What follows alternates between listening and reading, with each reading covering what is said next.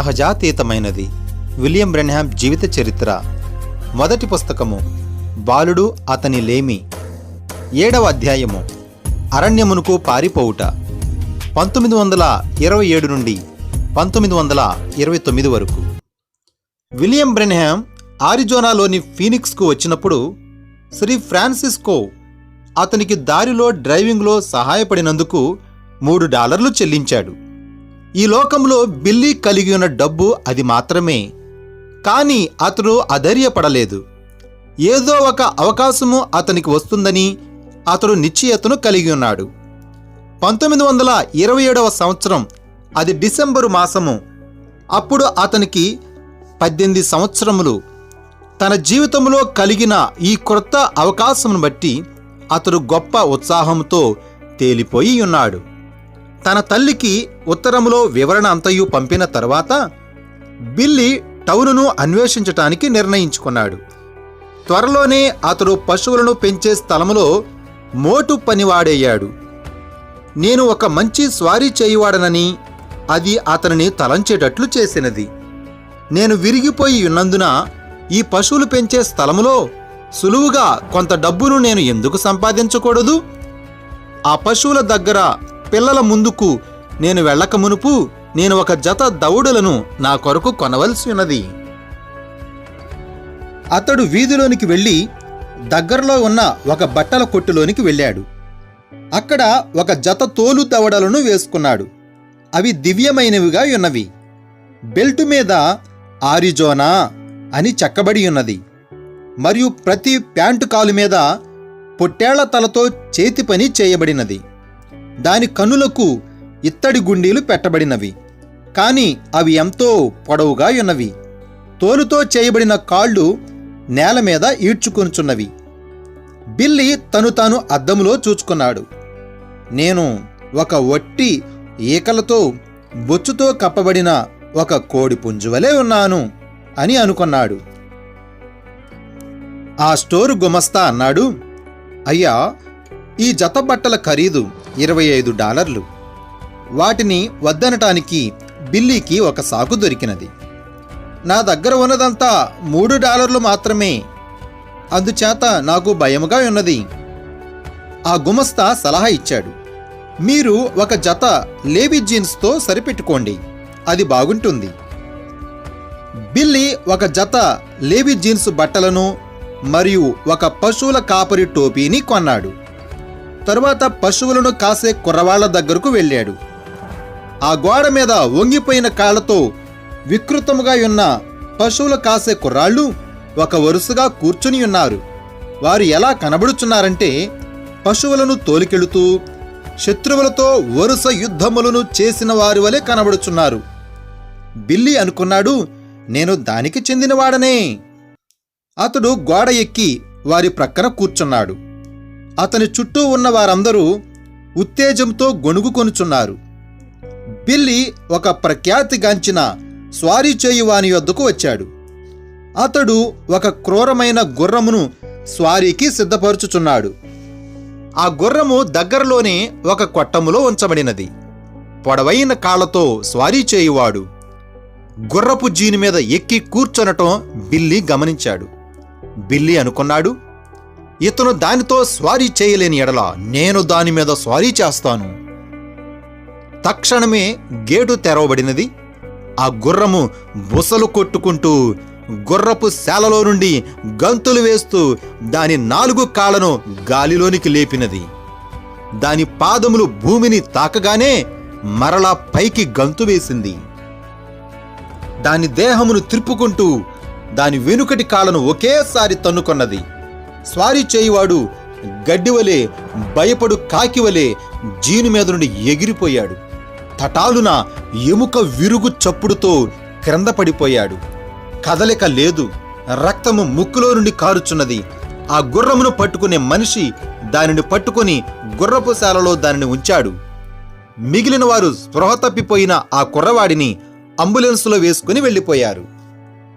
ఒక మనిషి పరిగెత్తుకుని తోలుబట్టలు వేసుకున్న ఆ పశువులను కాసే కుర్రవాళ్ల దగ్గరకు వచ్చాడు.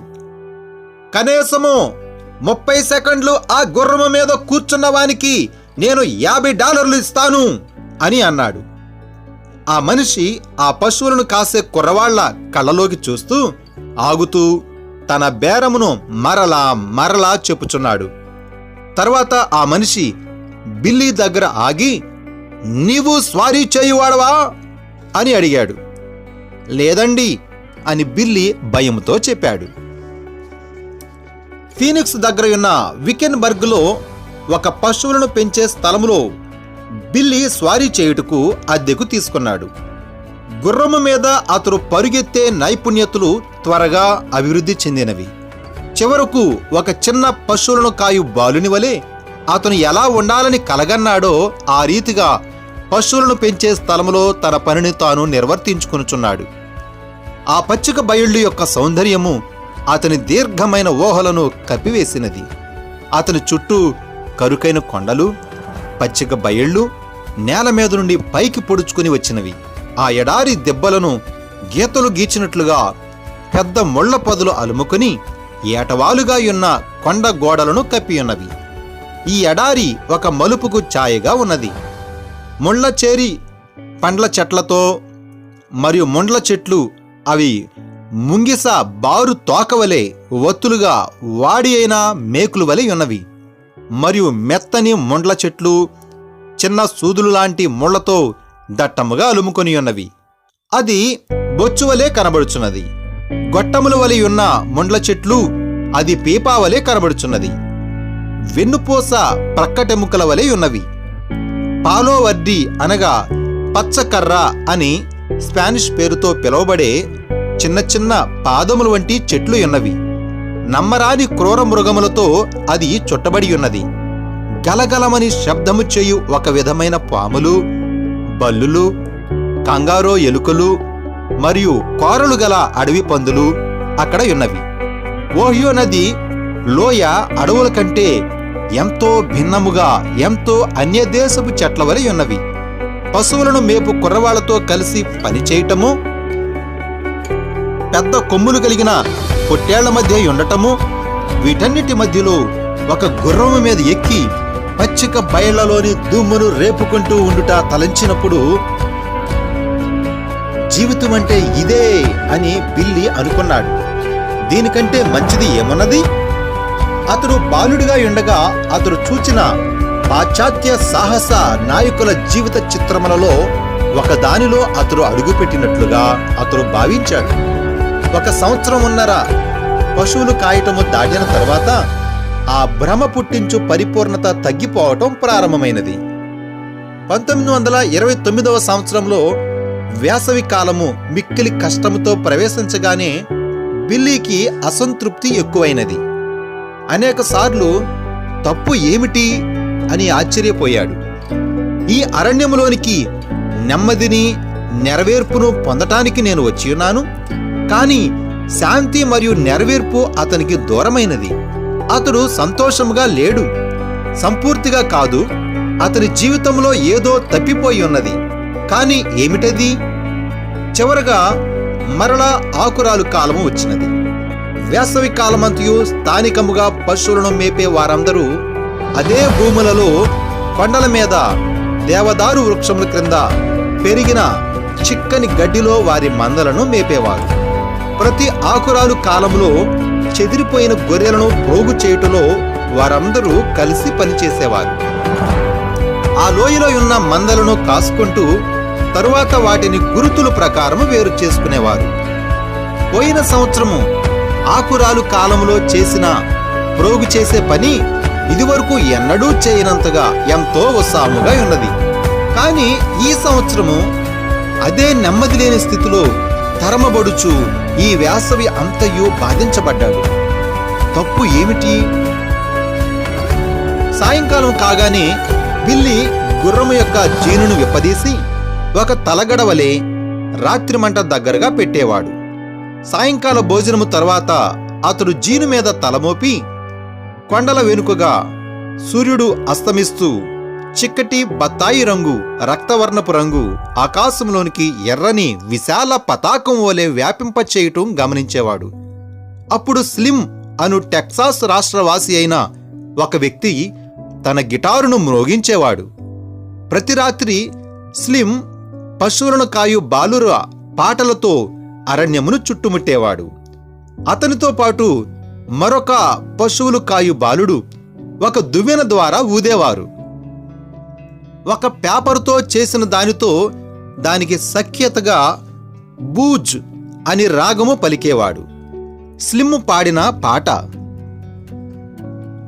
గత రాత్రి నేను పచ్చిక మీద పరెండియుండగా ఆకాశంలోని నక్షత్రములను నేను తేరిచూశాను.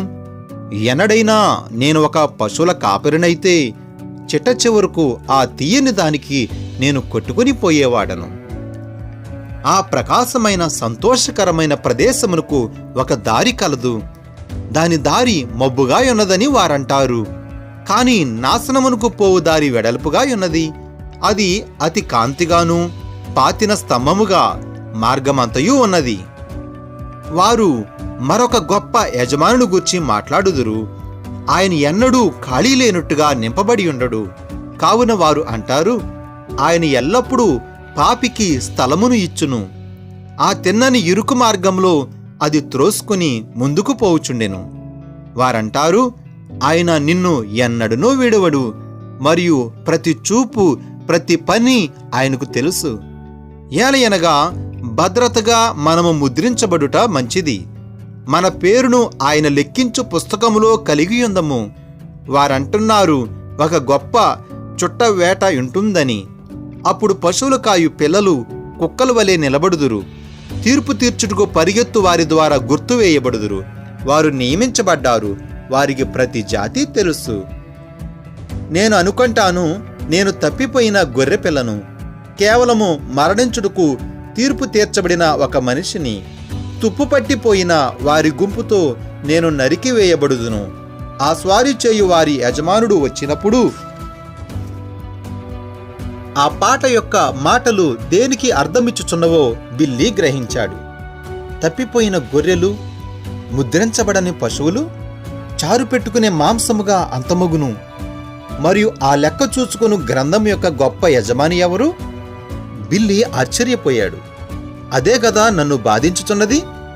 అది ఏదో దేవునితో ఉన్న విషయము. స్లిమ్ మరొక రాగమును వాయించుచున్నాడు. ఈసారి ఇది ఒక సంఘము పాడే పాత పాట. సిలువ యొద్ద నా రక్షకుడు చనిపోయి ఉన్నాడు. నేను ఎక్కడ నుండి నా పాపమును శుద్ధి చేసుకుంటాను అని నేను ఏడ్చాను. అక్కడ నా హృదయమునకు రక్తము అన్వయించబడినది. ఆయన నామమునకు మహిమ కలుగును.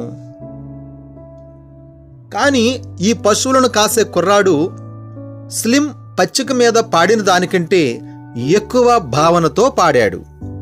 ఈ మనిషి ఈ పాటను తనకు నిజమైన భావమిచ్చినదిగా పాడాడు. తన స్ఫోటకపు మచ్చలు బుగ్గల నిండా కన్నీరు క్రిందికి పారుచున్నవి. ఆ పల్లవి చివరలో ఆ కుర్రాడు బిల్లీ వైపు తిరిగి అన్నాడు, సోదరుడా, ఈ అద్భుతమైన యేసుక్రీస్తును నీవు స్వీకరించు వరకు అది ఏమిటో నీకు తెలియదు. మరలా అతడు ఆ పల్లవిని ప్రారంభించాడు. దేవునికి మహిమ కలుగునుగాక. బిల్లీ తన టోపీని పైనుండి క్రిందికి లాగి నడుచుకుంటూ వెళ్ళాడు. అతని హృదయము బయటకు వ్యక్తపరచలేని భావనలతో అతని హృదయము గిలకొట్టబడినది. ఆ సమయానికి బిల్లీ తిరిగి సెలూనికి వెళ్ళిపోయాడు. మందలను కాచే తన సహచరుల చేతులు గర్జించున్నట్లుగా నవ్వుచున్నవి. ఒకరిని ఒకరు డాన్సు చేయించున్నట్లుగా ఒకరి బ్రొటనవేలు మీదకు ఒకరు గుండు వేసి దట్టించుచున్నారు. ఒక తిన్నని గీత మీద నడుచుటకు ఒకరి మీద ఒకరు $5 పందెము కాయుచున్నారు. మరియు వారిలో ప్రతి ఒక్కరూ బాగా త్రాగి ఉన్నారు. ప్రతి ఒక్కరూ మీదుగా ప్రక్కగా నడుచుటలో ఇబ్బందిని కలిగి ఉన్నారు. బిల్లీ వారిని ఒక మందగా కారు దగ్గరకు చేర్చి వారందరినీ మరలా వికెన్బర్గ్ కారు నడుపుకొని తీసుకుని వెళ్ళాడు. మరుసటి రోజు ఉదయము బిల్లీ భోజనశాలలోనికి ప్రవేశించినప్పుడు అతనికి ఒక చీటీ ఇవ్వబడినది. దానిలో ఇలా ఉన్నది, బిల్, ఉత్తరమునున్న పచ్చిక దగ్గరకు రమ్ము, చాలా ముఖ్యమైన విషయము. పాప్ అను ఒక వృద్ధ అటవీ శాఖ అధికారి గేటు దగ్గర అతని కొరకు నిలబడి ఉన్నాడు. నాకు భయముగా ఉన్నది, నీ కొరకు దుఃఖమైన వార్త ఉన్నది అని పాప్ అన్నాడు. అతడు బిల్లీకి ఒక టెలిగ్రామును అందించాడు. దానిలో ఇలా ఉన్నది: నిన్న రాత్రి నీ సోదరుడైన ఎడ్వర్డ్ చనిపోయాడు, ఒకసారి ఇంటికి రమ్ము. ఆ వార్తలు అతనిని ఆశ్చర్యపరిచినవి. త్వరితగతిని వృద్ధి చెందిన తన కుటుంబంలో అది మొదటి మరణము. పాప దగ్గర నుండి అతడు వెనుకకు తిరిగాడు. సూర్యునితో దహించబడుచున్న పసుపు పచ్చిక బయలును చూశాడు. కన్నీరు తన బొగ్గల గుండా కారుచున్నవి. వారు పిల్లలుగా ఉండగా వారు ఎలా ఎంత కఠినమైన జీవితము జీవించారో! సరైన బట్టలు లేకుండా స్కూలుకు వెళ్ళటము, స్కూలు పుస్తకములు లేకుండా, పేపరు లేకుండా, పెన్సిల్ లేకుండా, కొన్నిసార్లు చాలినంత భోజనము లేకుండా ఎలా స్కూలుకు వెళ్ళారో అతడు జ్ఞాపకము చేసుకున్నాడు. అప్పుడు బిల్లీ ఎలా తన తమ్ముని పేలాలు ఒక గుప్పిటి నిండా దొంగిలించాడో గుర్తు చేసుకున్నాడు. అతడు వెనుకకు వెళ్ళి తిరిగి జీవించినట్లయితే నేను ఎన్నడూ అలాంటి ఆకలితో ఉన్న దీన స్నేహితుని నుండి ఎన్నడూ దొంగతనము చేయను. కాని మరలా అతడు దానిని జీవించలేడు. ఇప్పుడైతే కనీసము అతనికి క్షమాపణ కూడా చెప్పలేడు. ఎడ్వర్డ్ వెళ్ళిపోయాడు. బిల్లీ ఆశ్చర్యపోయాడు. ఎడ్వర్డ్ దేవుని కలుసుకున్నట్టుకు సిద్ధముగా ఉన్నాడా? అప్పుడు ఒక తలంపు అతనిని తాకినది. తన సంగతి ఏమిటి? అతడు దేవుని కలుసుకున్నట్టుకు సిద్ధముగా ఉన్నాడా? బిల్లీ సమాధి కార్యక్రమమునకు జెఫర్సన్విల్ తిరిగి వచ్చాడు. తన ప్రసంగం యొక్క ముగింపులో రెవా మెక్కిన్నె అన్నాడు: దేవుని ఎరుగని వారు ఇక్కడ కొంతమందిని ఉండవచ్చు.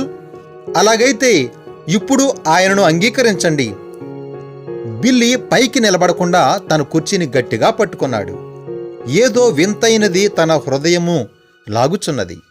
ఒక విధమైన ఆకర్షణ శక్తి. అతడు గ్రహించలేకపోయాడు. అది ఏమైనప్పటికీ అది అతనిని నెమ్మది లేని వానిగా చేసినది. సమాధి కార్యక్రమం తర్వాత బిల్లీ తిరిగి ఆరిజోనా వెళ్లాలనుకున్నాడు. కాని అతని తల్లి అతనిని ఎంతగానో ఇండియానాలో ఉండమని బ్రతిమలాడినది. చివరకు బిల్లీ ఒప్పుకున్నాడు. ఏదైనా పని దొరికినట్లయితే ఉంటాను. త్వరలోనే అతనికి ఉద్యోగం దొరికినది. అది గ్యాస్ పైపు వేయటానికి పబ్లిక్ సర్వీస్ కంపెనీ కొరకు గొయ్యలు త్రవ్వటం. అది పబ్లిక్ సర్వీస్, ఇండియానా వారిది. కనీసము కొద్ది కాలము జెఫర్సన్విల్లో ఉంటానని అతడు తీర్మానము చేశాడు. 1929వ సంవత్సరం ఆకురాలే కాలములో ఆలస్యముగా మంచు పడినది. బిల్లీ నిద్ర నుండి లేచినప్పుడు నేల అంతయు తెల్లగా మంచుతో ఉన్నది. అతడు తన తల్లి దుప్పట్లలో ఒక దానిని తీసుకుని సమాధులుండే స్థలమునకు కారు నడుపుకొని వెళ్ళి ఎడ్వర్డ్ సమాధి మీద ఉన్న మంచును తుడిచి తరువాత ఆ దుప్పటిని చల్లగా ఉన్న ఆ మట్టి దెబ్బ మీద పరిచాడు. ఎడ్వర్డ్కి వెచ్చగా ఉండాలని కోరుకున్నాడు.